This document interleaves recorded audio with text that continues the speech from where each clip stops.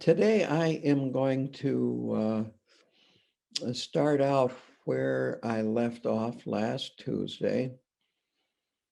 But to begin with, I am going to be talking a little bit about pure realms.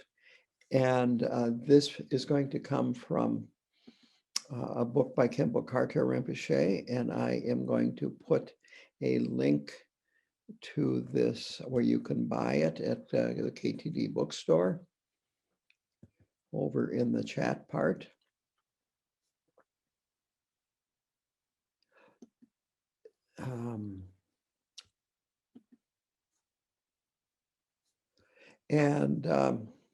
So I was thinking that these talk about pure realms, and they really, she really doesn't describe the, you might say the background behind what a pure realm is.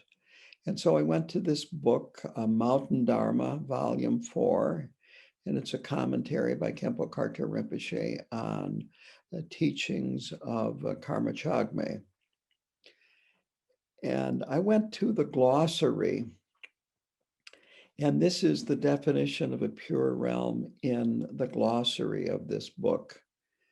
A dimension manifested by a Buddha or great Bodhisattva in which beings may abide and progress towards awakening without danger of falling into lower states. Also, any place viewed as a pure manifestation of spontaneously present wisdom.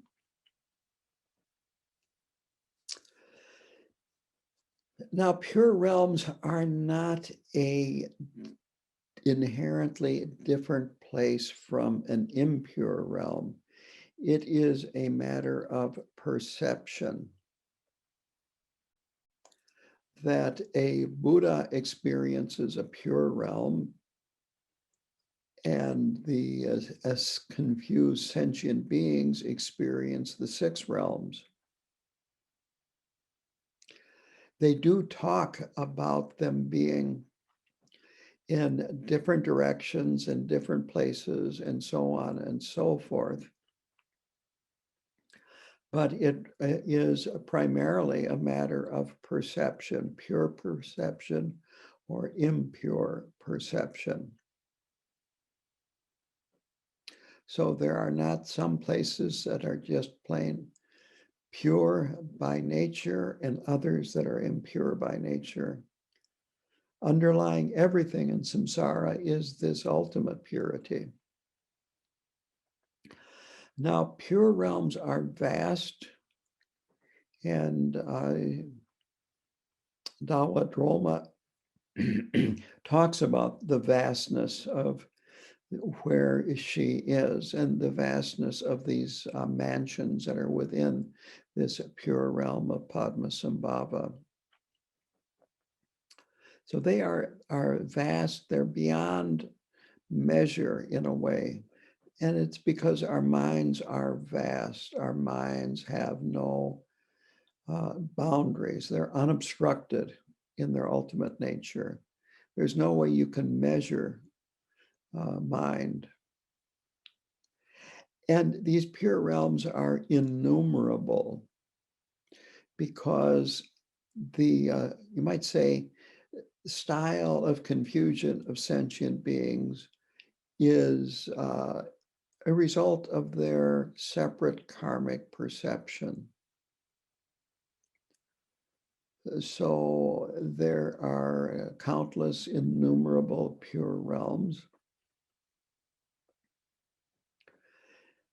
Another way of saying this is that everybody experiences their environment as in a unique way.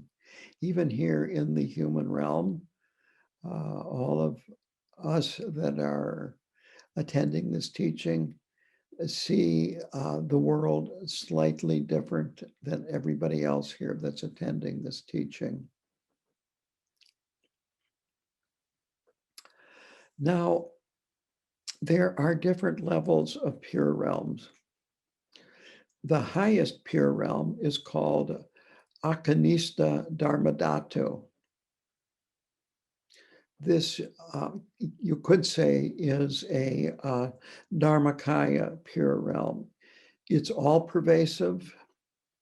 It is wherever there is space, because it is like the mind, which has no boundary.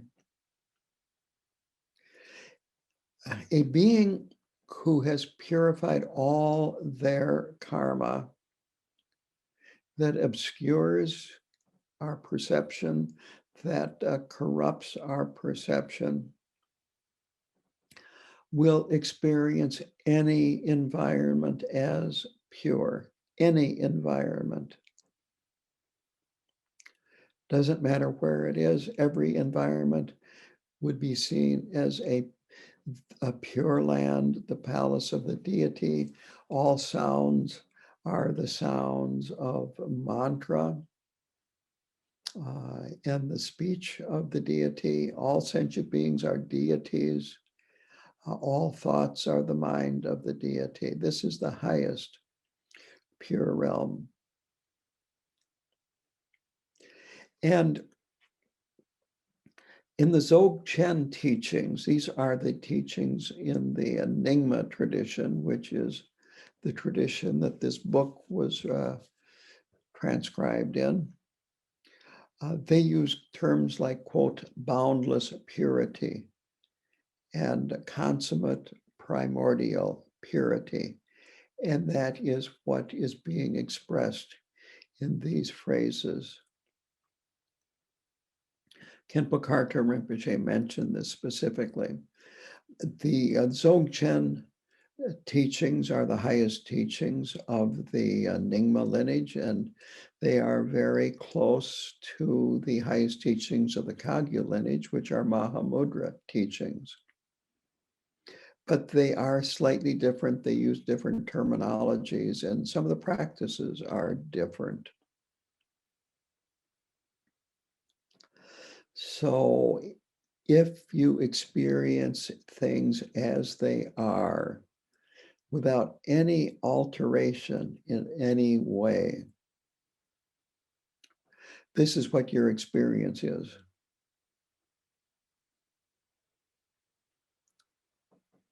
And again, sentient beings will see this and do see this as the various 6 realms.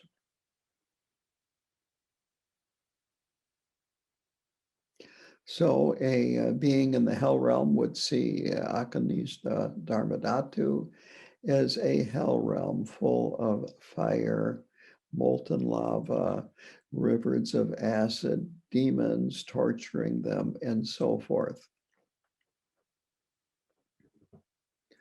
Us, and maybe we would see it as a mall full of strangers.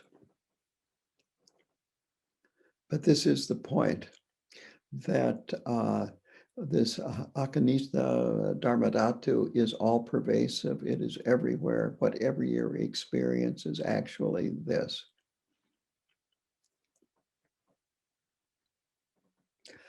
And these pure realms are numberless, that you can't say there are so many pure realms, that they are numberless. You cannot count them. And each one of these pure realms, there is a Buddha and bodhisattvas.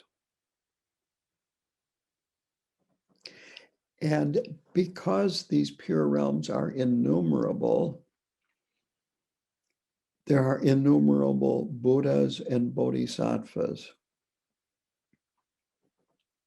And that brought to mind what was in the previous book by Tai Situ Rinpoche, Ground, Path, and Fruition, where he talked about the number of Buddhas that are enlightened at every instant, being innumerable and countless.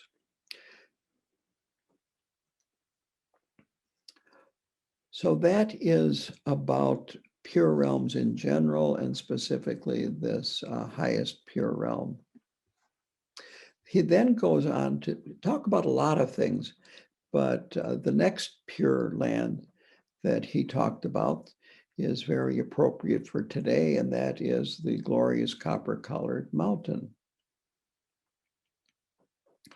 And in the cosmology of Tibetan Buddhism, you might say the geography of the universe is set out so that we have, and this is in the mandala practice, we have a central mountain, Mount Meru, and it's surrounded in the four directions by four continents. And Jambudvipa is the continent where humans live on. And each of these four continents have subcontinents. And one of the subcontinents of Jambudvipa is Chamara. And this is where Guru Rinpoche is, and this is where his glorious copper-colored mountain, Pure Land, is. Now, in this Pure Land, there are hundreds of thousands of Vidyadharas, Dakas, and Dakinis. This is a Nirmanakaya Pure Land. This is brought up in the book. And what I am interpreting that to mean is that the beings in this pure realm are in human form, and they, as you could tell from her commentary on this, they resemble, their bodies resemble the bodies they had in the human realm, as she recognized her uncle, Yeshe Sogyal, and talking about Dakinis in their previous life lived in this part of Tibet and so forth, and they remembered their previous life and so forth. So this is a pure realm which is a very easy to be reborn in. And you would be reborn in your human realm. And this is also true for Chenrezi's pure realm, or Amitabha's pure realm of Dawa Chen.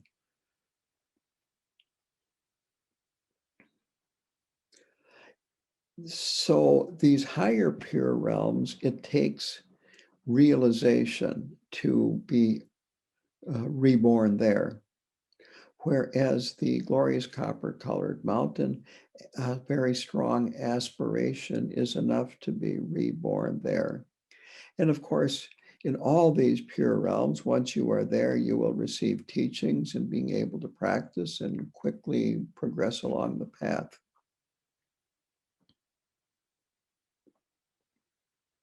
On the other hand, even though their bodies resemble their human bodies, they are not physical. They're not made out of material. They're made out of light.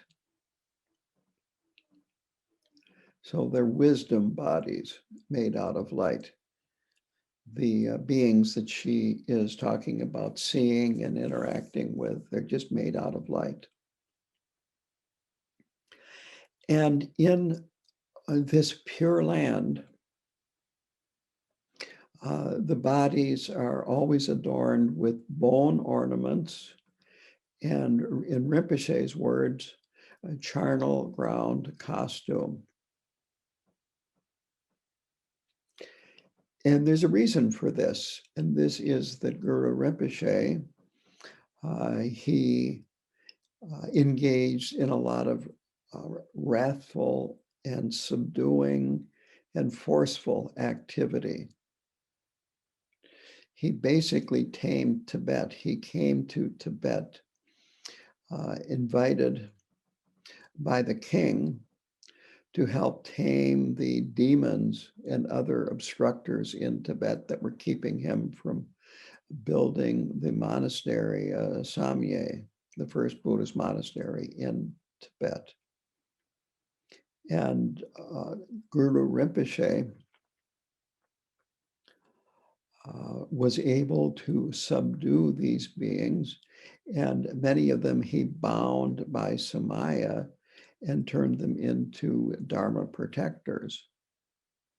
And then the monastery,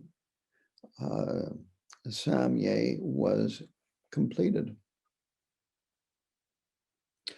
So that is this wrathful aspect or forceful aspect or subduing aspect. I think all of them are describing the same aspect, and those different words kind of gives you a different perspective on what that exactly means. And so the ornaments are made out of bone, and they wear the charnel ground costume. A being that is born there has miraculous activities to satisfy their every need.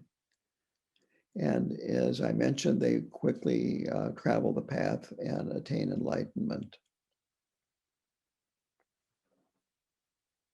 There's a note on page 20 of my copy of the book, Delog.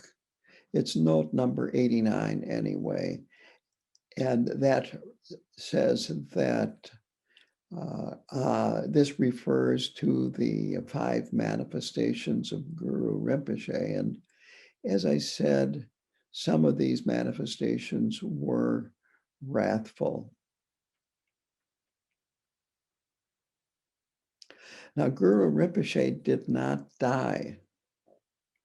This is very unusual. I'm not aware of anyone else. Any of the other great masters conquering death this way. But when he left Tibet, he went up into the sky and disappeared. And before he did that, he said he was going to the land of the Rakshasas to tame them and lead them to liberation. And Rinpoche describes them as, quote, carnivorous, unpleasant beings.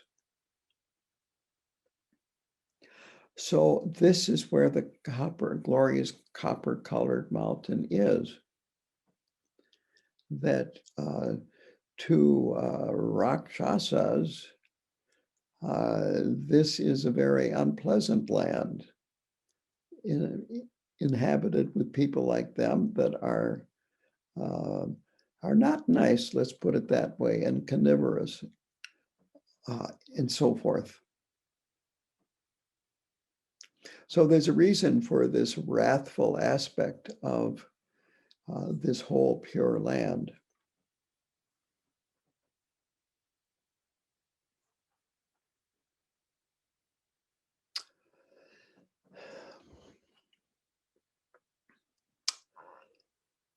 So also it was mentioned the charnel ground of erupting volcanoes, that her uncle, Gyalpo Wangpo, she invited him to come back to Earth. She, you might say, entreated him to come back to Tibet and guide beings out. And he said, well, first I have to go to the charnel ground of erupting volcanoes. And this is a Pure Land that requires a very, very high level of realization to be born there or reborn there. And the very fact that he said that was an indication of how highly realized he was. And also, as a result of that high realization, he had control of where he would go. And just to keep it simple, this Pure Land would have, in Khenpo Karthar Rinpoche's words, a very terrifying appearance to us. But this is where protectors dwell. This is where protectors emanate from. That's what Rinpoche said. Back to the island or subcontinent of Chamara, From the viewpoint of the Rakshasas, Rinpoche said that they would see Guru Rinpoche as their king, but looking like them.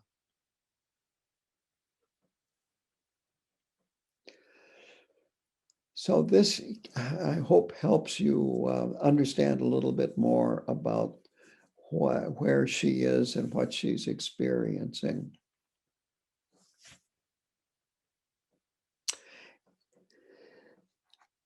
Now, she is being escorted by White Tara, and the next mansion or palace that she comes to is a wrathful palace and full of wrathful ornaments.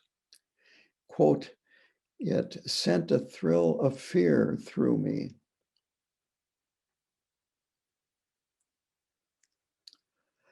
And in this mansion, she came across a man that was engaged in chode practice, which is a very advanced practice.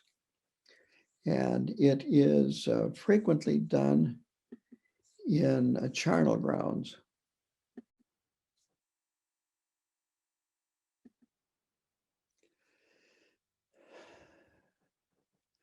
So then she continues to another mansion, and she meets a female gatekeeper who is white in color and has silk and, again, bone ornaments.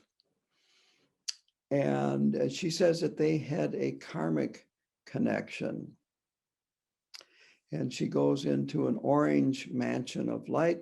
Here, the central figure is Mandarava, who was Indian and a consort of Guru Rinpoche.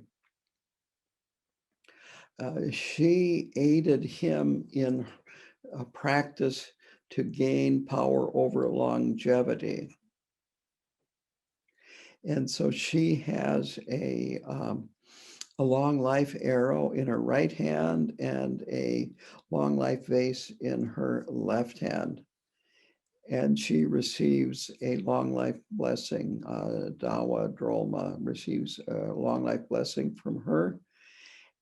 And Mandarava then says a modification of the 7-line supplication to Guru Rinpoche that we do at the end of our Chenrezi Amitabha practice. It's that very same one, just modifying a few of the lines just a little bit to make it appropriate for this particular situation. And now she comes to another mansion. Remember there, she described this as having innumerable mansions, and they were of immeasurable size. So this next mansion, like all of them, has 4 gates in the 4 directions. There are 12 women at each gate, a different color and a different purpose than 12 goddesses. And I don't know if these are separate from the 12 women, but my guess would be that they are separate, that the women were in human form and the goddesses would be more like, let's say, a Tara.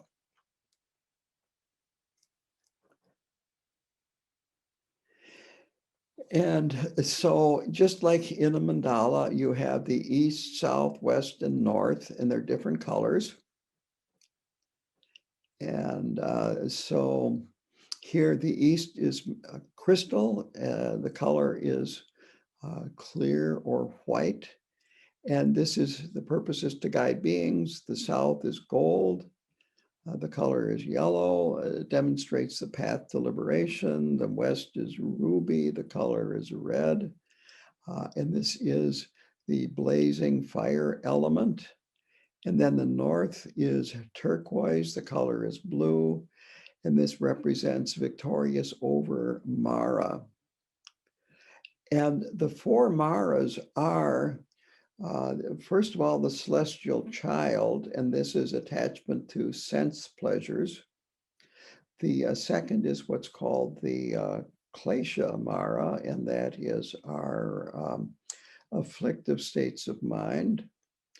The third is the skanda mara, and that has to do with this false belief in a separate permanent self. And the last is fear of death. So this is what the North Gate represents. And it is these four maras that bind us to samsara. The dakinis are, again, wearing silk and ornaments. They're singing and they're dancing. And these quotes are quite interesting to read, and you might say, think about a little bit. And she said that she experienced immeasurable faith and joy being there for this. And she goes to the next mansion. And here there's a Dakini who's from India and helped transmit many teachings of the Nyingma tradition. And again, she gets a blessing from this Dakini. And this Tara then tells her that there are higher realms than this, but they are for beings that have higher realization. And that she really will not visit these realms because she has to return to her body back in Tibet. So, and I've described these already, these Dharmakaya realms. And also there's Sambhogakaya realms where everybody will resemble Sambhogakaya beings with their particular ornaments. So she does have a audience with Guru Rinpoche, because in the glorious copper-colored mountain, everybody there, all the enlightened beings and the one are in his retinue. There are hundreds and hundreds of thousands, millions of beings there, but they're all in Guru Rinpoche's retinue. And so everybody gets an audience with Guru Rinpoche. So she has, Tara instructs her to ask the following things from Guru Rinpoche. The first is a silk scarf with images of the five Nirmanakayas. And Chagda Tulku Rinpoche says that his best guess is that these are the five aspects of Guru Rinpoche. And in fact, here is a little statue of an aspect of Guru Rinpoche. If you'll notice, he is not seated, he is standing, and he has a trident, and it's a very forceful position. And again, that was how Guru Rinpoche manifested. He also has, if you can look here, a long life vase in his left hand.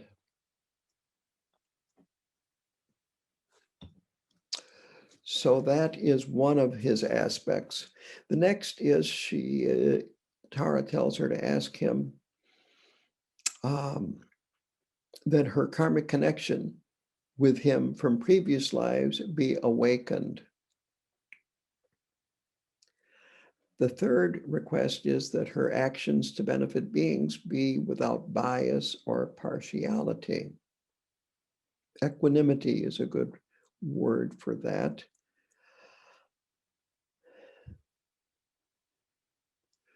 The next is that she's able to visit the lower states and inspire the beings there to virtue.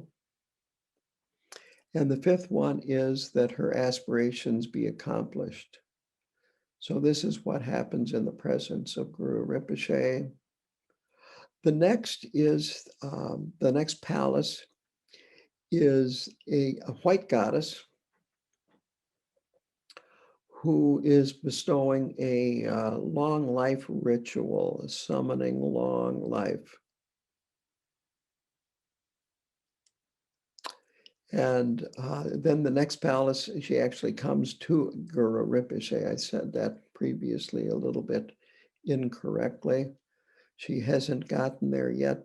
Tara told her to make these questions of Guru Rinpoche before she got there, but now she is in with Guru Rinpoche. And this palace is immeasurable in size, and it is highly decorated and elaborate with gems, strings of pearl, silk, satin, brocade, and so forth. And she describes the feast offering as swirling, quote, like an ocean of nectar. And this again reminds me of a visualization, because she says it's like this 3-story high pile that is sliding down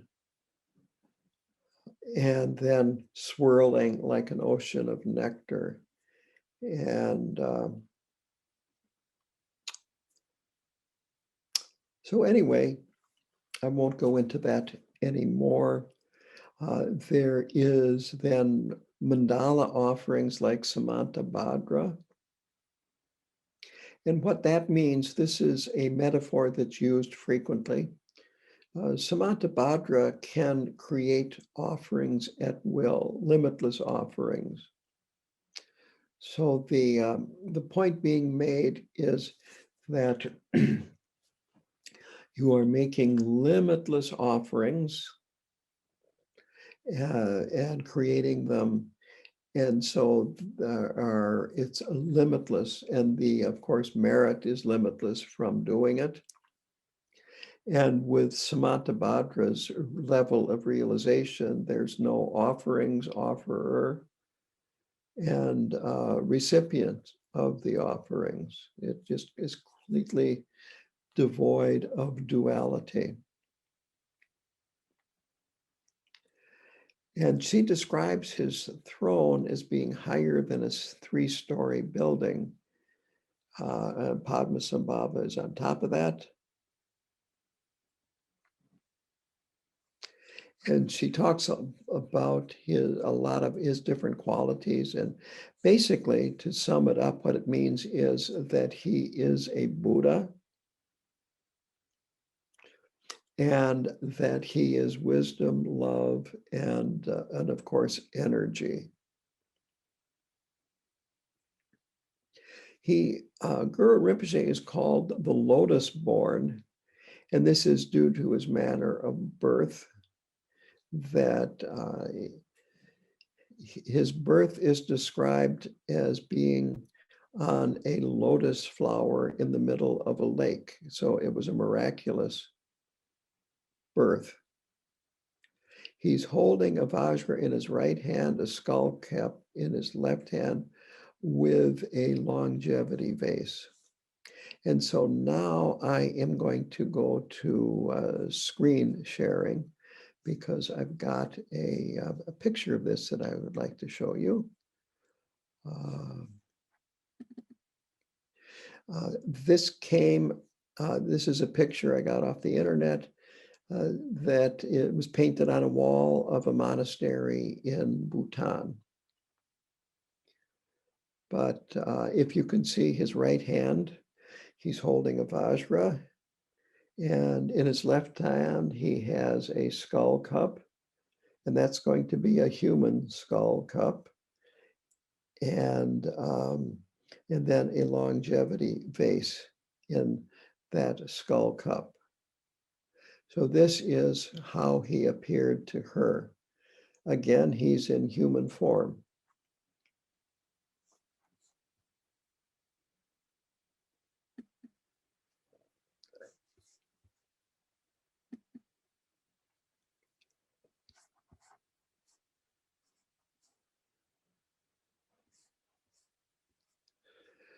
So she gazes at him, and just looking at him, she experiences this ultimate nature of her mind. She uses the word ineffable, inconceivable, inexpressible. And she uses the metaphor, which is very, very common, that it is like a person that cannot speak, tasting sugar. They know that they are tasting sugar, but since they can't speak, they can't say anything about it. So the ultimate nature of mind is beyond speech. It's beyond thought. It's beyond conception. But when you experience it, you know you're experiencing it. The interesting thing is that us ordinary beings experience it too, but we don't recognize it. It's just a flash, and then we just go on with our daily activities in confusion and ignorance. But it is always there. And there are other Nyingma masters there. Also Dzogchen Gampo, who is the king, who was the king of Tibet that brought Guru Rinpoche to Tibet to subdue the environment and the demons and so forth. And another one accomplished the Dzogchen or Maha'ati practice, which is the highest practice of the Nyingmas, as I said. And then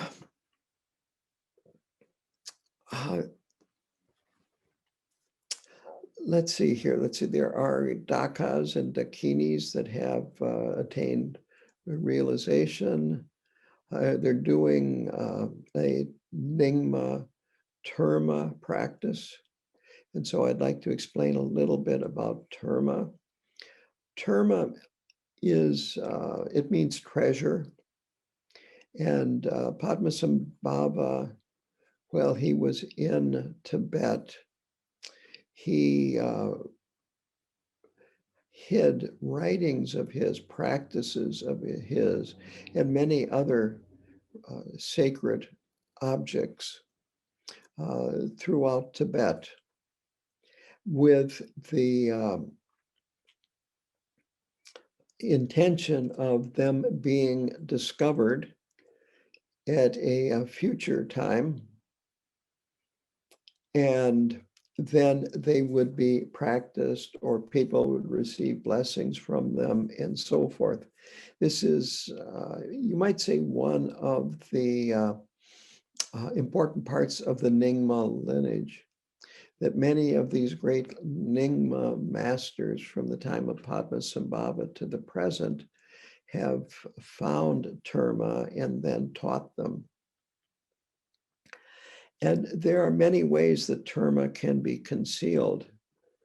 One way is what's called a mind Terma, where a practitioner has perhaps a vision of Guru Rinpoche, and then it's almost like downloading things from the internet, that the words come into his mind and he remembers them and then writes them down.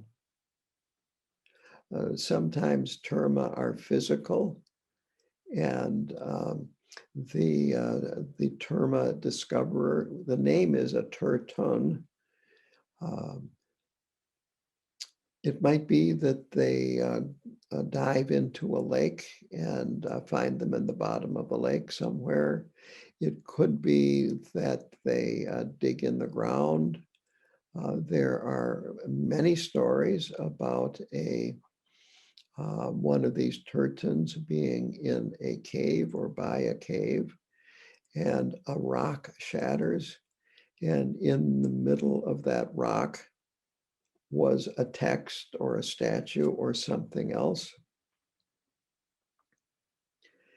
And Padmasambhava would actually say, this is who is going to discover this text. And if he doesn't discover it, then so-and-so will discover that text. So that's a little bit about Terma. So she then approaches Guru Rinpoche, places his feet on her head. And this is a sign of great respect, that you place the lowest part of the Lama's body, which is the sole of the feet, on top of the highest part of your body.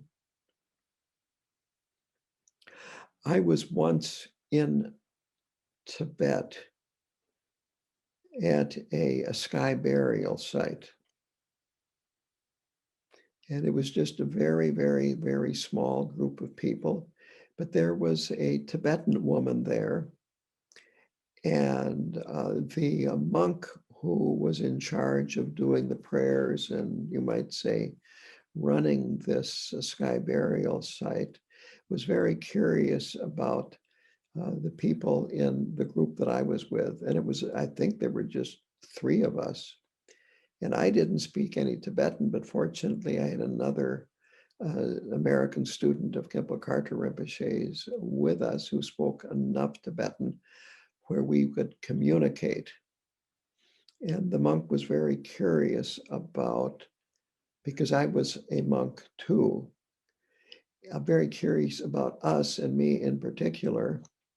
And so my companion explained to him about us, that we had done 3-year retreat with Khenpo Karthar Rinpoche and so forth.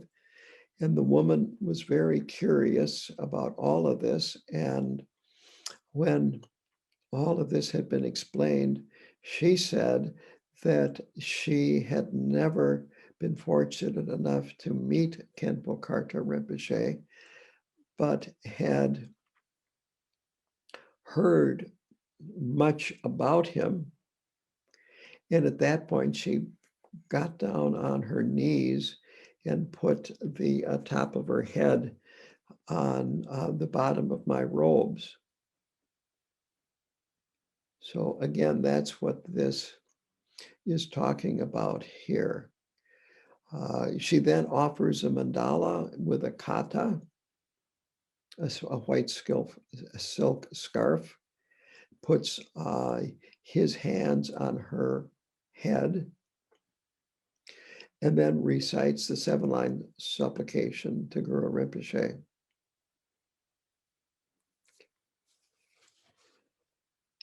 And then the final part of this scene, and this is where I will end, is she then turns to her uncle, Dremaid Kacho Wangpo, and requests that he return and liberate his students. And he says, well, anyone who has a connection with me will be led to this glorious mountain, copper-colored mountain, when they die.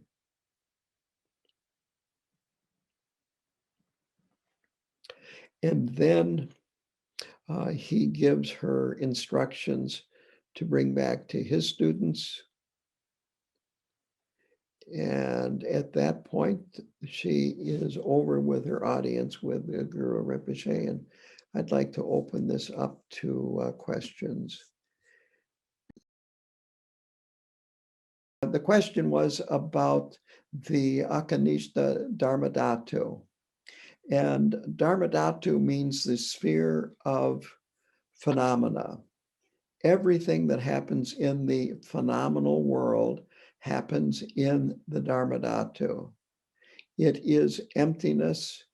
Everything arises from emptiness. Everything returns to emptiness. And once it has arisen, it dwells in emptiness. So the Dharmadhatu encompasses basically everything. There is nothing that is outside of the Dharmadhatu. No matter how big the universe is, if there is space, there is the Dharmadhatu. So this is the highest. And besides the Dharmadhatu, of course, then you have, it's more than just a potential from which everything can arise. You have this luminous aspect of mind, awareness, and so forth. So this is the very highest realm that is basically just wisdom, primordial wisdom, and emptiness. And so that is everywhere. Everything that we interact with, experience, see, think, say, and all the other beings too, everything is included in that. But it is at the ultimate level where here a being at that level would see things as they are, and also the way us confused beings see things, but they would realize what we are seeing is confusion and has no reality whatsoever. The question is that because of the Akanisha Dharmadhatu, Pure Land, being all-encompassing and including everything, then are these other Pure Lands within it? And the answer is yes, but they're at different levels. And so for,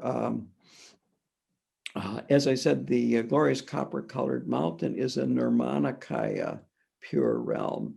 And just because you are born there doesn't mean that you can experience this highest level of Pure Land. Our minds aren't capable of that level of realization.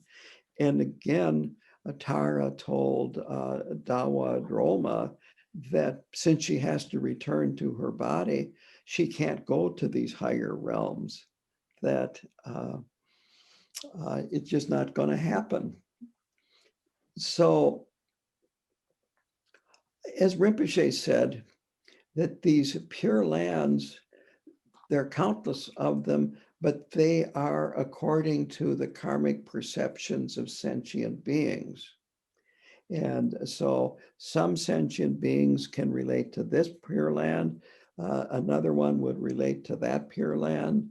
But we have the Amitabha's Pure Land of Dawa Chen.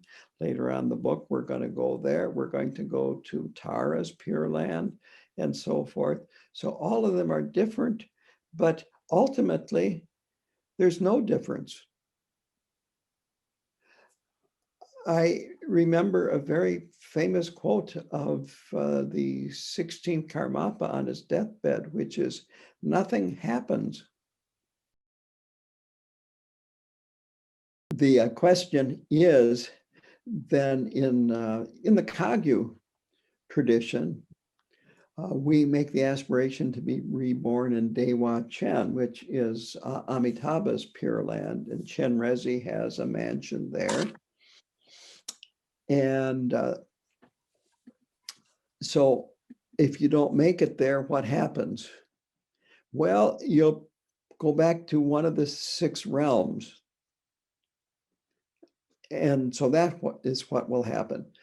But I thought it would be good to talk a little bit about how you get to be reborn in Dawa Chen. And there are 2 ways. One is through merit from your actions of body, speech, and mind, primarily practice,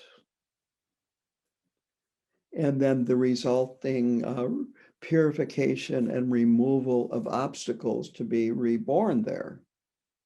The other is very, very strong aspirations to be reborn in Dawa Chen. You might say, I think using the present language, you can hack it. And with really strong aspirations, you can be reborn in Dawa Chen. And it takes very strong aspirations. I remember a person telling me this, that they were on an airplane flight and they ran into some very, very rough turbulence. And the person started saying Amitabha's mantra. And then they had a really clearer than ever in the past, visualization of Amitabha. And then they immediately panicked and said, I'm not ready yet. So, this is not a slam dunk, even if you have this strong aspiration.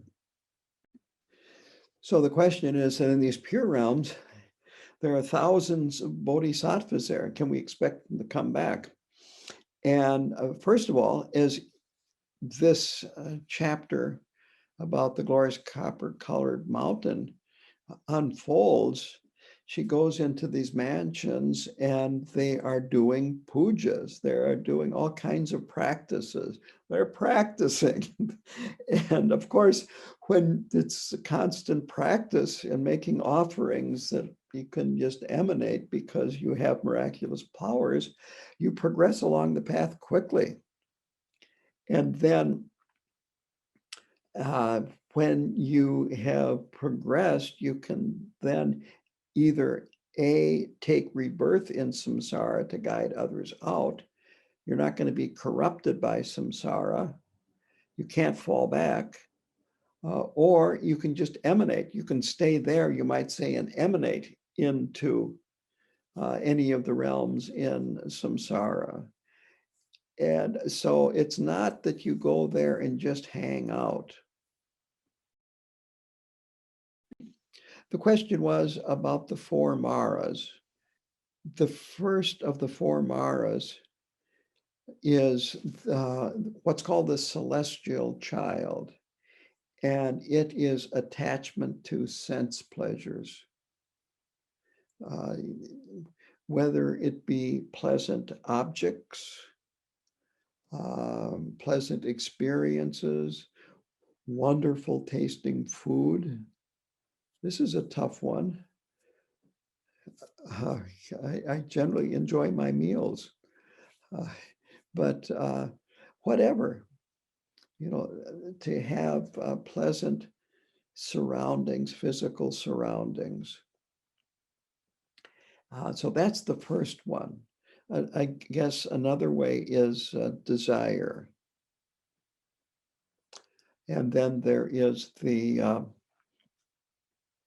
what's called the klesha mara, and that is our afflictive emotions of anger and irritation, indifference. I like to use the word ignorance. It's spelled like ignorance, but it's not being just plain stupid.